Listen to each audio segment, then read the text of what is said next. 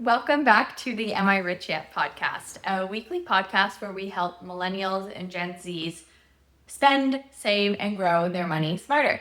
Welcome to episode number 20. This is the long awaited for episode on love and money. We had a number of questions come in around this topic, and so we're going to be doing another rapid fire style episode. My name is Georgia. I'm a Gen Z, current MBA student, and navigating my personal finances. I am Georgia's dad, a recently retired financial advisor, and I'm here to help you make smart decisions with your money. George, I don't know whether you noticed that I'm wearing a pink shirt. As I put the shirt on for our Love and Money podcast, I remembered purchasing this shirt, and I actually bought it at Old Navy. It was regularly $30 on sale. I paid $18 for it. So one of those value purchases that you get. I have some great steals from Old Navy, and I love red short and pink top. It's right on theme. I got a question for you before we get started. Have any of your boyfriends ever questioned your spending habits? Wow, that's a crazy question. Do you ever question any of your boyfriend's spending habits? Okay, let's see. No names. Of course, no names.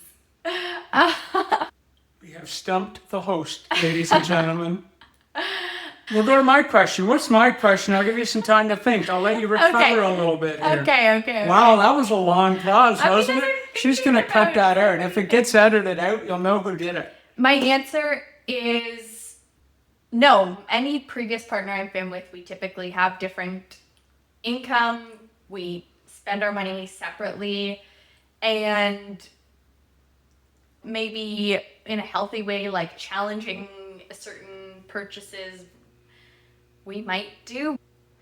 Audience, do you believe her? I really don't. But let's go to my question. Okay, let's move on, and I'll recover after I ask your question. So my question to you is, we're sitting here, I see a number of our cottage towels hanging up on the rail, and Eric and I always joke that we have a favorite towel. What is your favorite towel? What's the texture of that towel, and what's the color? We have some that are a little thicker and some that are a little thinner. What do you I always choose the thinner ones. Oh, you're like Eric and I. No. He's using the thick towel. Sometimes you need to use them, but I don't like them as much for some reason. Okay. They're Well, more work. what's your color palette of choice? I'm not fussy on that. Okay. As long as it's thinner. And a little rougher. And with fresh. Fluffy. No. Okay, now to answer your previous question, I think with any partners I've had, we've had healthy discussions around money. I've never been in a situation where we've had a joint bank account or anything like that. So expenses are kept relatively equal and separate. And like with anyone, people spend things on different things, have different preferences towards where they want to put their money.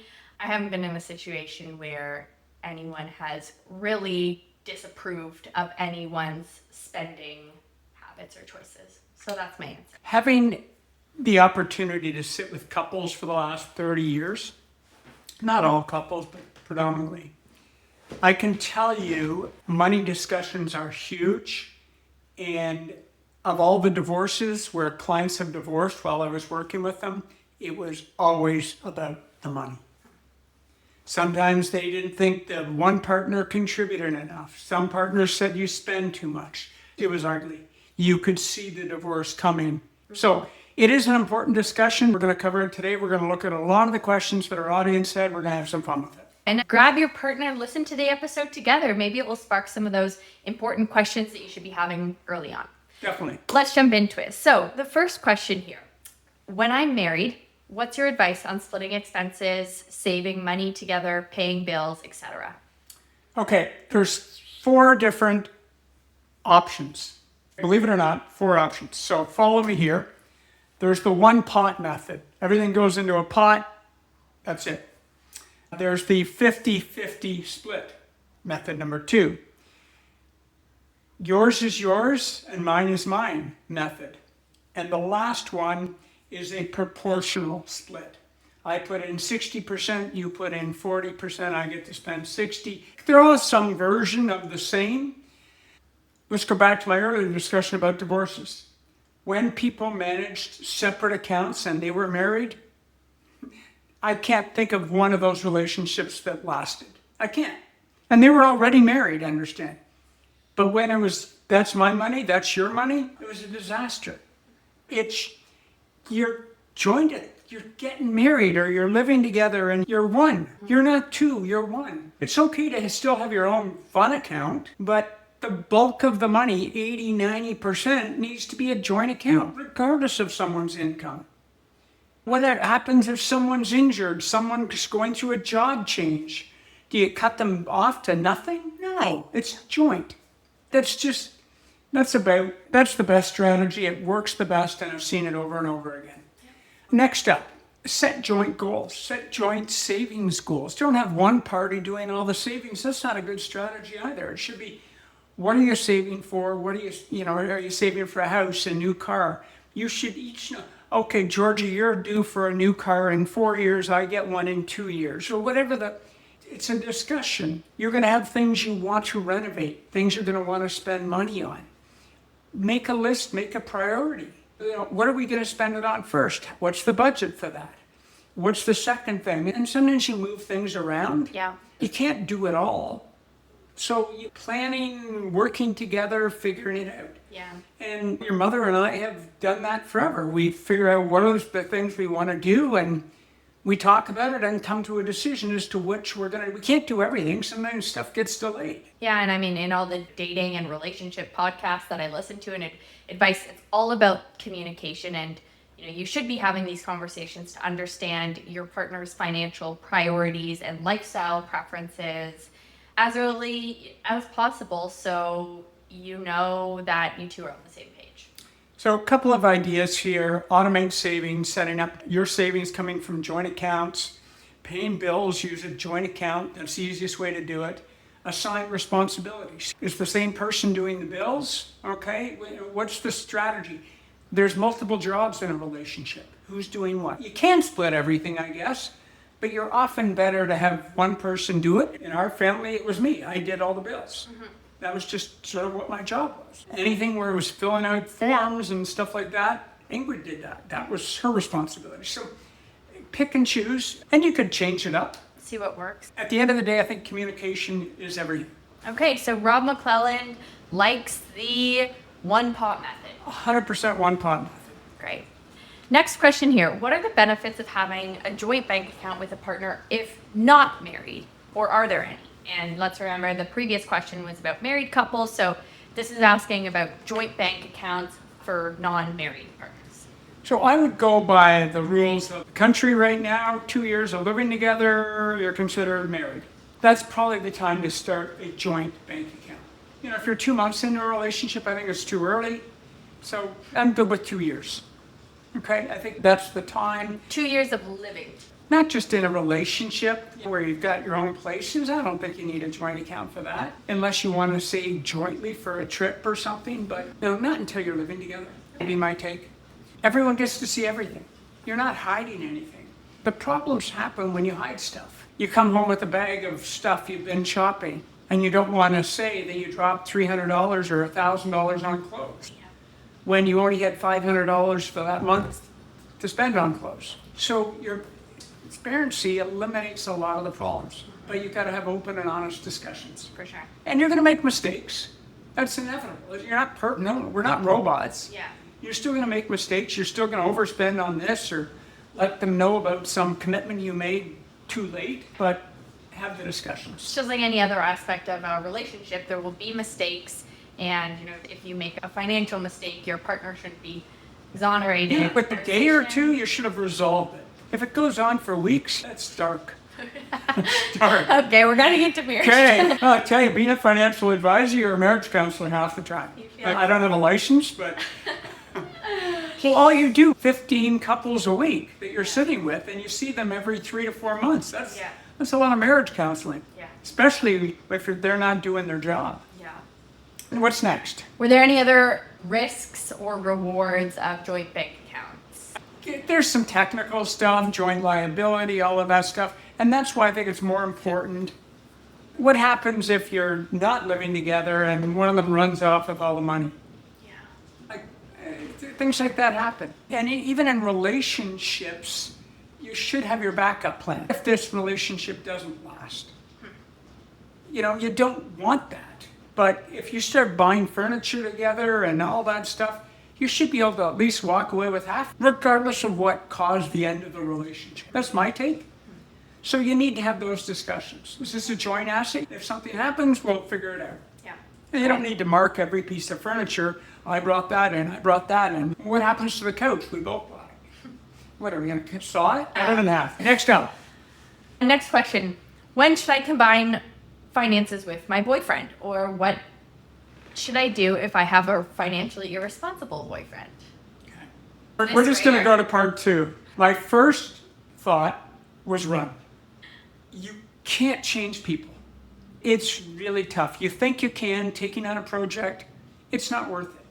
If you can't live with them being financially irresponsible, then it's not going to last. If you can live with it, there's so many other pros in the relationship you can live with, that's fine. That's different. But it's not going to get any better. People don't change. Furthermore, it's tough. They may change a bit. Yeah. They're not going to change to exactly what your expectations are. Yeah, that's a harsh opinion, and I'd like to believe that just like anything, you can talk about and find common ground, and maybe one partner hasn't thought much about their expenses before and the other's very financially literate, and you can come together as a team. But I understand what the root of that response was, that people are who they are. I'd like to say that communication is key. So if you're feeling like a strain in your relationship is each other's spending habits, start having those conversations. And I think the more telling thing will be their response to that conversation. Are they going to try to educate themselves a little more? Are they willing, or are they saying, no, this is how I like to live my life and take it or leave it? Maybe that's the case of run. But have the conversations first. Okay. What do you think the divorce rate is in the country? Well, I know it's about 50%. What would you guess the percent of those was because of financial issues? Majority. It's finances, it's right. Kids, or it's intimacy. Yeah, but the bulk of it would be finances, For right? sure. Have the conversations early. I still say move on. Run. All right. Next question here. Modern relationship tips. How and when to start talking financials with your partner. Before you move in together. Yeah. If you're planning on moving in together, have those talks first. For sure. You don't want surprises that, like any part of a relationship, what are your beliefs in terms of saving? What is your beliefs in terms of spending? Yeah. What's most important to you? Those are some good, important conversations, and you're looking for green lights and red lights. Yeah. If it lines up, you're going to get a green light. If 3 things in a row don't line up, those are 3 red lights in a row. Yeah. That's not good. Sometimes love can be too powerful, and they're madly in love, but nothing aligns. Yeah. Those relationships don't last. Yeah. They say couples that are amazingly affectionate in the first early going, those relationships, believe it or not, don't last. Because the whole relationship was based on love, nothing else. It's a partnership for life, hopefully. Now, I actually think a really incredible app idea or small business idea would be, and I bet something like this definitely exists out there, but a questionnaire that you and your partner, there are these apps that would prompt each other with certain questions, but there could be a designated, before you move in, have these conversations, make sure you have a number of green, yellows, and reds, and then that's your green flag to move in. But I think anything like that sparks conversation with your partner about more taboo or trickier topics are important, like you said. And remember, when you get into the relationship, one of you is going to have more debt, one of you is going to have more income, one of you is going to have more issues, and who knows what it is. One of you is going to have more potential. There's all kinds of variables. Have some of those discussions and be honest. Don't surprise that if you're in a new relationship, don't not tell them that you have $100,000 worth of student debt, right? Like, that's an important thing to know. I mean, well, the whole world knows it now. Well, not the whole world, but hopefully. Our 5 listeners. What's next? Next question. How do I get over my fear of talking about financials with my partner? I'm scared of being judged, looked down upon, especially because we're in such different phases in our lives financially. It's an important discussion to have. You can't be fearful about sharing with a person that you want to maybe be your lifelong partner. You can't be afraid of that conversation. If you are, then you're always going to be afraid of it. And take that first step, and you don't have to go, I need to talk to you. go do it over a chill dinner setting. Just make it easy. And start small. Just, what are your thoughts on this? Or I've been wanting to talk about this at some point. Don't put pressure on the other person. Maybe they've got similar concerns about other things. Yeah. Right? Money has nothing to do with it, but it's about good discussions. And I mean, I think if you're scared of what your partner is going to think, maybe you have a reason to feel a little nervous because, like we said, it's a taboo topic. You shouldn't fear your partner's response. If you're fearing that you're going to be judged or they're going to criticize you or insult you or something like that, that's probably not a super healthy relationship. You're probably feeling that because maybe you've been in that situation before. And if it's a new relationship, open your mind up. Maybe talk to a friend. Ask them how they would approach that conversation. And they'll probably reinforce that it's going to go better than you think. Fair enough. Next question. When couples get more serious about shifting from independent finances to combining finances, but have different money personalities, in brackets, spender versus saver, different risk tolerances, different earnings, how do you approach that shift? I think the key is just to understand who you are. First off, are you a saver or a spender? Are you a goal setter or not a goal setter? You like the numbers or you don't like numbers? So you at least know where each other stands, and then you figure out roles, responsibilities, what are our goals? It's not rocket science. It really isn't. And you can't be afraid of having money discussions. It's important to have it. Because otherwise, if you just start spending, you're going to have a problem. You're going to have a lot of problems. You don't want to, well, I got no money left in my account. Can I borrow? No, it's a joint account. There's no money left in the joint account. Yeah. Okay? My take is don't be afraid of money discussions. Yeah. And would you say most couples that you've seen have similar money personalities? Like it's sounding like this person writing in fears that because they have different money personalities, maybe they're worried that the conversation will bring to the surface some things that might make them not work out as a couple. But what has your experience been? Simple.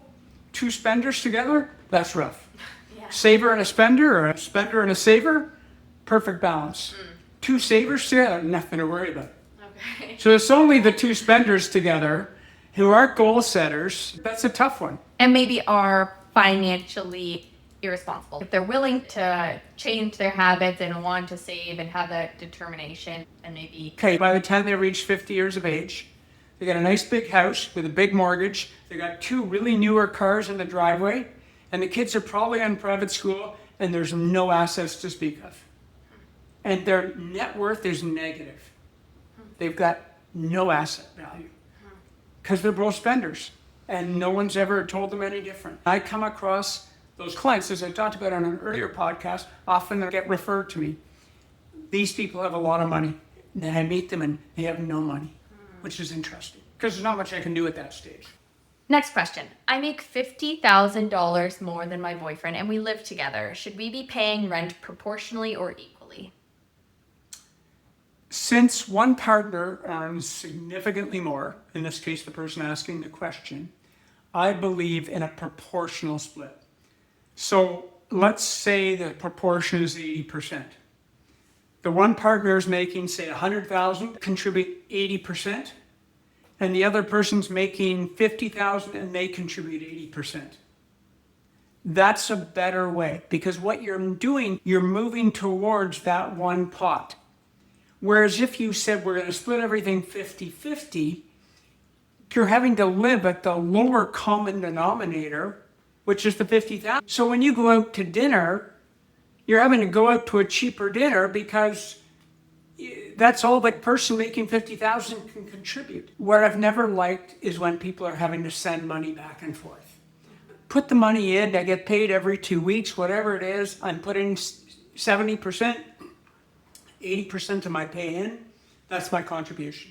Now you used 80%, but given in previous episodes, we've talked about how 30% is a great number. That rent to income ratio we talked about. Again, we said no taxes involved in this. Yeah. Total expenses are 80%.